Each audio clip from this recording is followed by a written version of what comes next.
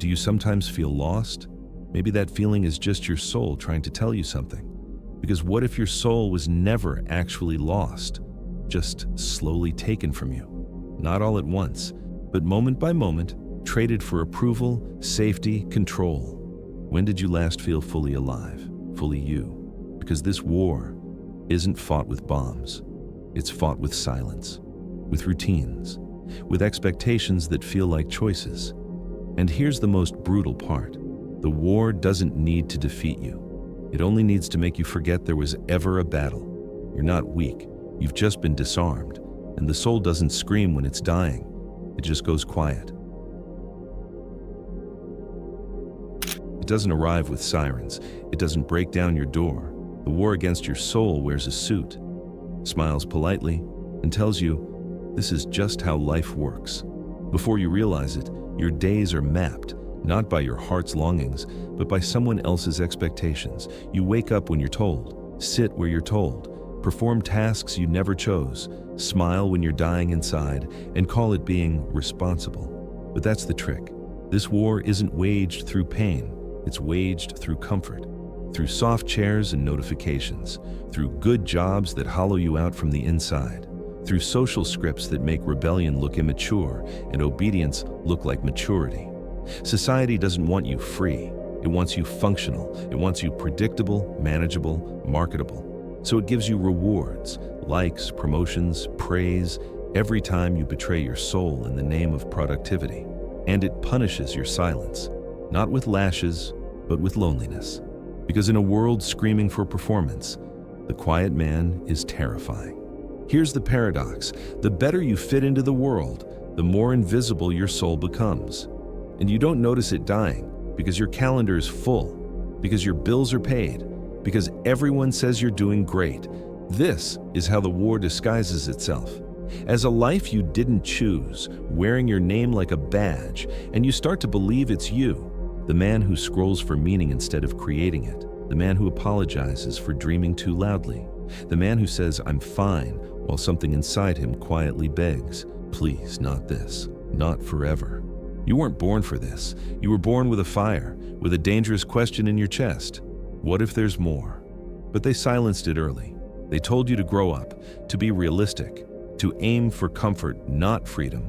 And now, you play roles instead of living a life. You laugh in rooms that drain you. You say yes when your soul screams no. And every time you do, the war wins. This isn't your fault. The system is designed to be invisible, to make you believe that freedom is found in compliance, that happiness is found in control. But here's the truth, most men die never realizing. Your soul doesn't want comfort, it wants aliveness. And aliveness always comes at a cost. Because to be free, truly free, is to risk everything that isn't real. You'll have to disappoint people. You'll have to feel misunderstood. You'll have to walk away from the version of yourself they loved, the one who obeyed. But on the other side of that death is you. Most men spend their lives polishing the chains that keep them tame. But what if breaking them isn't rebellion? It's your resurrection? You didn't lose yourself in a single moment. No great tragedy, no sudden betrayal. Just a slow erosion, a quiet forgetting. At first, there was a spark. Not ambition, not ego, something older.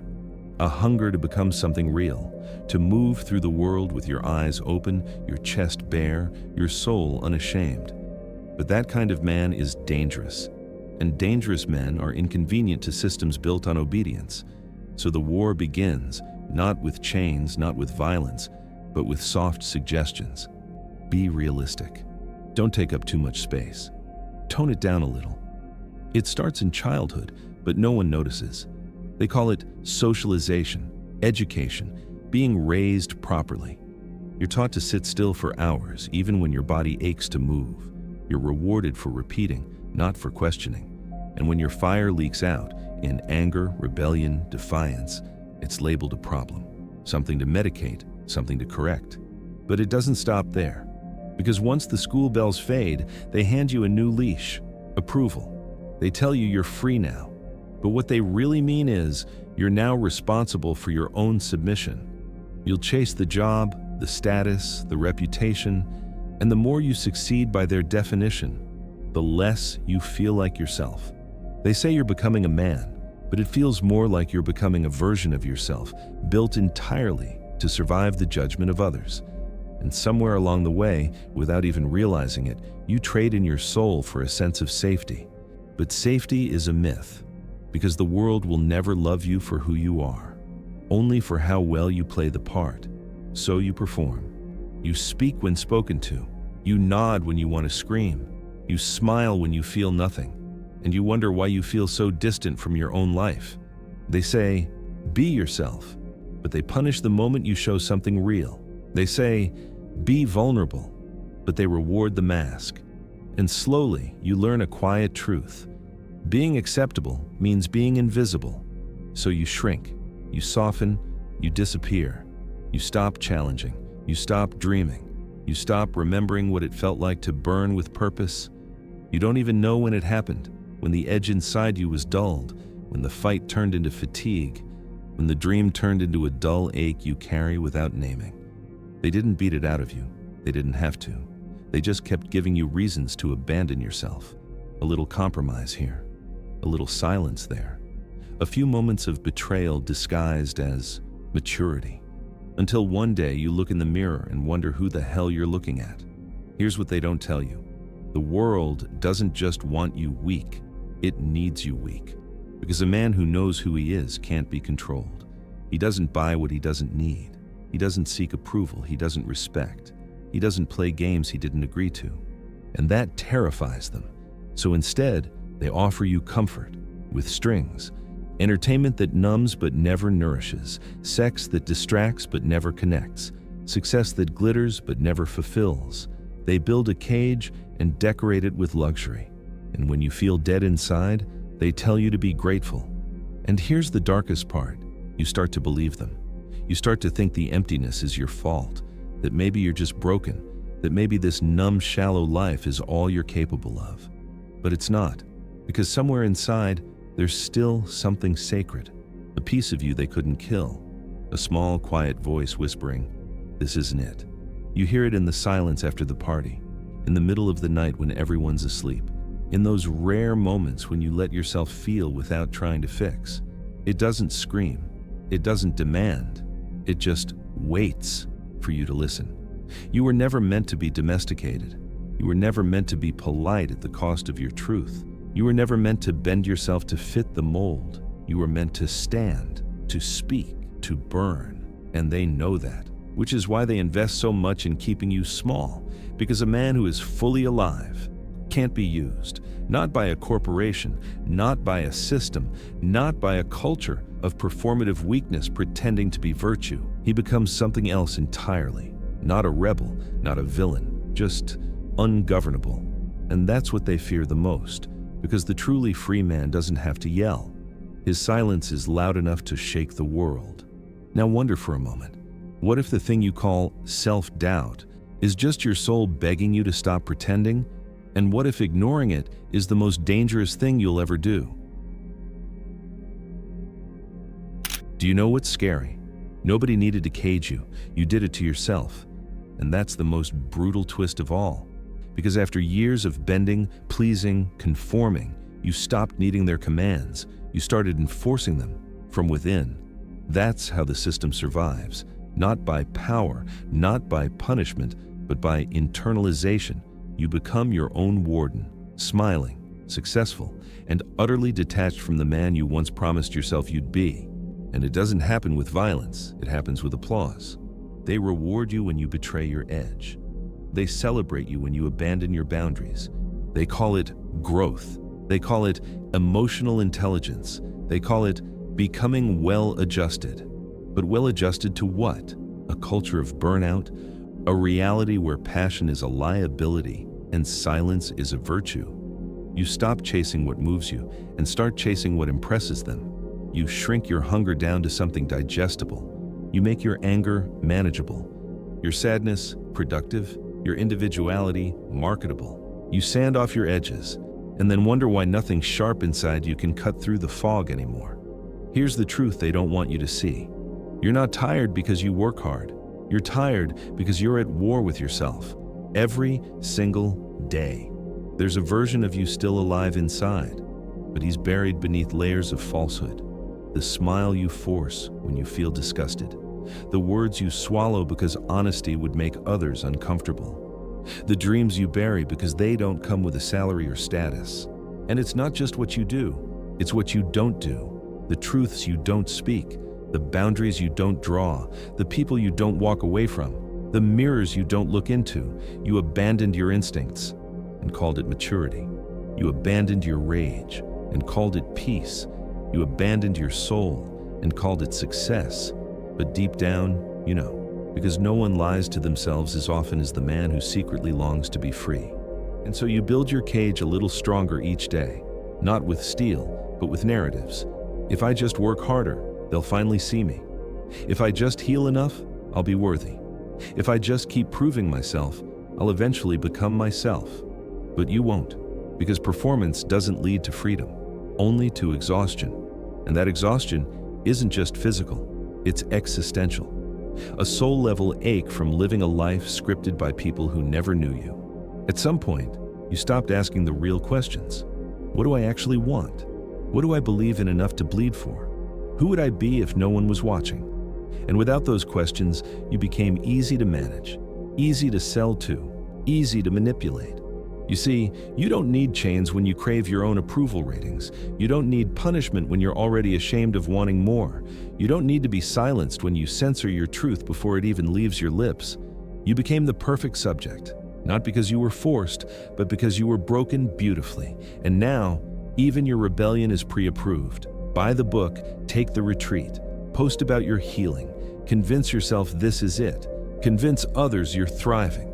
Wear your mask so well they never guess how hollow you feel inside. But sometimes, at 2 a.m., when the world is quiet, you feel it, that ancient buried voice, the boy who wanted to be a warrior, the man who dreamed of truth, the soul that never consented to this sleepwalking life. You hear him say, "This isn't who we are."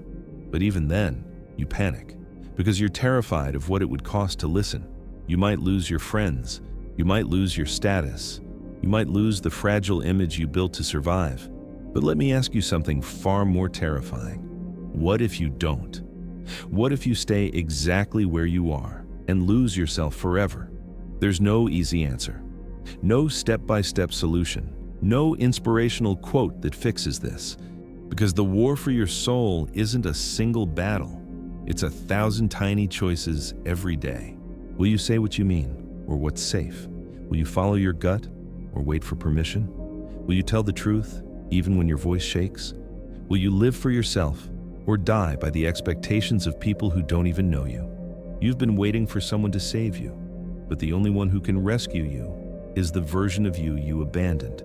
He's still in there, ragged, silent, watching, waiting for you to come back for him.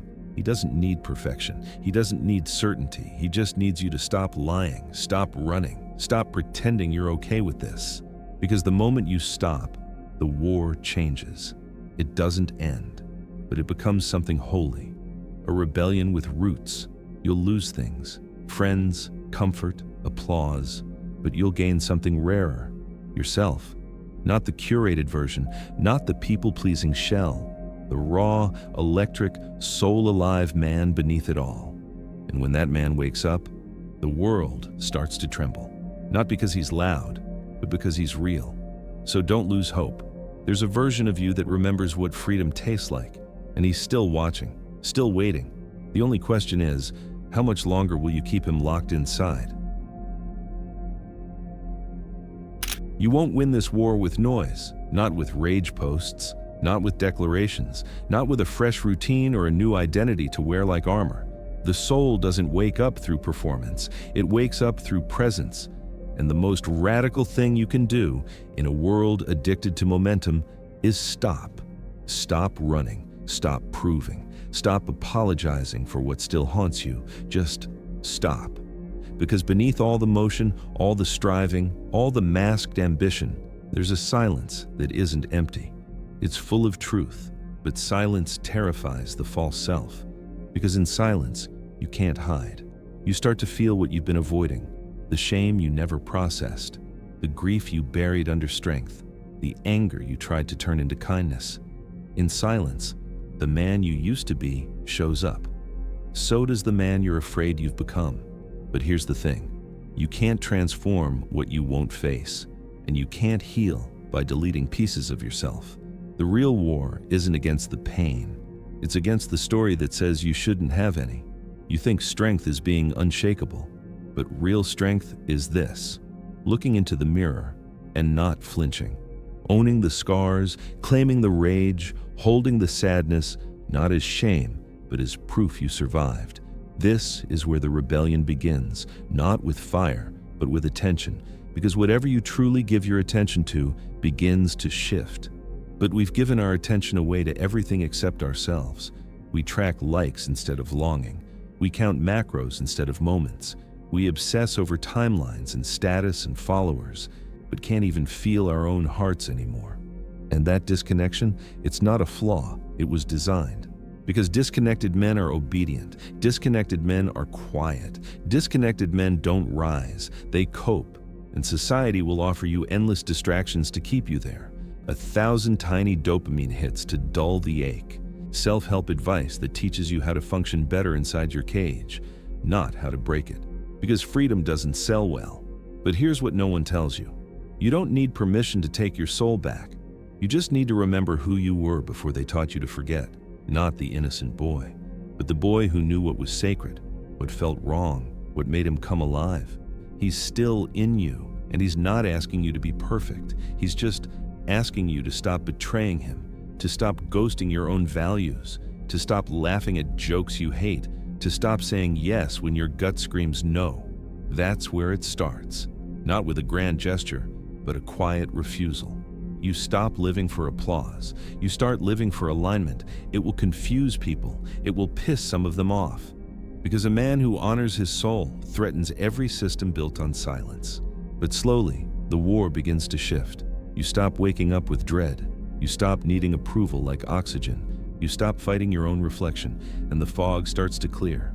Not all at once, but enough. You start noticing what used to be invisible, that your triggers were messages, that your wounds were maps, that your darkest moments didn't break you, they revealed you. And then, something deeper begins. You start making choices from truth, not trauma. You stop chasing people who don't see you. You start building rituals, not habits. You start listening, not to noise, but to the voice inside you that never left. The war hasn't ended, but now you're fighting from the inside out, not the outside in. You're not reacting, you're remembering. You're not trying to become someone. You're trying to unbury someone. And that someone, he's dangerous because he's whole, not perfect, not polished, but rooted in something the world can't manufacture: truth. You've spent your life chasing clarity, but maybe clarity isn't found. Maybe it's uncovered, and maybe the most courageous act is to finally stop running from yourself. There comes a moment, and it doesn't arrive with thunder or triumph, when you finally realize you can't keep doing this, not because you're tired, but because something in you refuses to die quietly. And that's the soul. It's not interested in how much you achieve. It doesn't care how optimized your routine is. It never asked for your productivity, it asked for your presence. But presence is dangerous because it reveals the truth. The truth that you built your life around what they expected, not what you believed, that you became obedient in order to survive, and that survival cost you yourself. This is why the modern world doesn't understand suffering. It tells you to overcome it, fix it, hack it, manifest it away. But the soul doesn't suffer because it's broken. It suffers because it's being ignored. It's not your pain that's killing you. It's the constant pretending that you have none. You keep asking why you feel numb. But numbness isn't the absence of emotion, it's the burial of it. And every time you smile when you want to scream, nod when you want to run, swallow when you want to speak, you teach yourself how to vanish. This is the real violence, not what they do to you, but what you do to yourself to stay loved, liked, safe. And eventually, you look in the mirror and realize you've become a stranger, wearing goals that don't matter, performing happiness for people who wouldn't notice if you disappeared. And the soul, the one you silenced, starts knocking. First, softly, then louder, then as anxiety, as burnout, as illness, as that creeping sense that nothing you do ever feels like enough. That's not failure, that's a warning. Because the soul will never settle for a life that isn't yours. It would rather tear everything down than be imprisoned one more day. And here's where the war becomes violent. You either start fighting for your soul, or it starts fighting you. This is what no one teaches you, that your greatest suffering is often the soul's final act of love, its refusal to let you disappear completely, its demand to be remembered. You must forget something else, who you thought you were, the image you built, the beliefs you borrowed, the dreams that were handed to you like cages wrapped in ribbons. You have to unlearn. And that's not easy. Because ego doesn't go quietly. It bargains. It gaslights. It tells you that letting go means giving up. But here's the truth. Letting go of what you're not is the only way to become what you are. And what you are is not a brand, not a role, not a self-improvement project. You're a soul that has been aching to return home. And home isn't a place. It's a way of being. Unmasked, unchained, unapologetically real. You stop asking, "What's wrong with me?" and start asking, "What part of me have I abandoned?" You stop chasing love as reward and start embodying love as presence. You stop trying to fit in and start belonging to yourself. That's how the war ends. Not with a bang, but with a deep exhale. With a man standing alone in the quiet, finally able to say, "I remember now." Not everything, just enough. Enough to take one honest step, then another, until you're no longer seeking the light because you are the light. If this video opened something in you, if it pulled on something buried deep, don't leave that thread behind. Join our community of souls waking up. Like the video. Comment what hit you the most. Subscribe and click the notification bell so you don't miss what comes next. Until next time, keep shining, not to be seen, but to see.